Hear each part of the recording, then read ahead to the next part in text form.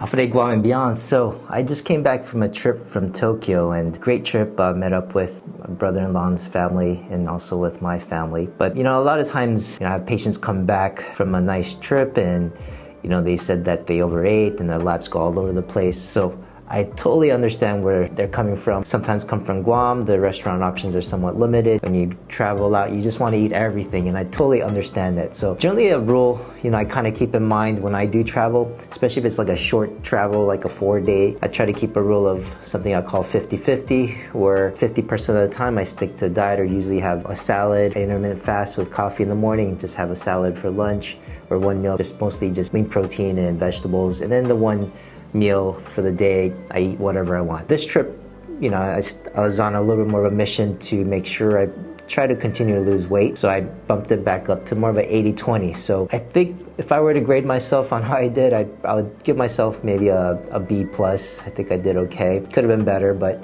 I think what saved me actually was 7-Eleven. I mean, you go to the gas stations or the convenience stores here, it's all processed food, right? And if they have hot food, it's usually like spam musubi or empanadas or something. But the 7-Eleven in Japan is just crazy, as you've seen. I mean, you can get salads, you can get all these small vegetable assortments, and a lot of the meals I had I had chicken liver, I had beef tongue, and I paired that with the salad. See, 30% of the meals came from 7-Eleven, and that's how I ate. I guess the one splurge I had was I went to the Tokyo Whiskey Library. So if you're any whiskey aficionados, I recommend going there. So I had a Kanosuke Distillery Flight. Usually that's about a 15 ml pour, and then I had a Springbank 15 ml pour. My brother-in-law and I shared Australian Wagyu loin with the marinated salmon appetizer, a Caesar salad, and some shrimp fritters. And then we moved on the night to SG Club, it's a mixology bar. Highly recommend it if you like cocktails, and I had 2 cocktails there, a tom yum cake and I think a fruity cocktail. And then I got a little bit hungry after the cocktail, and rounded up the night with like some kangaroo steak with some corn. So that was kind of my splurge day.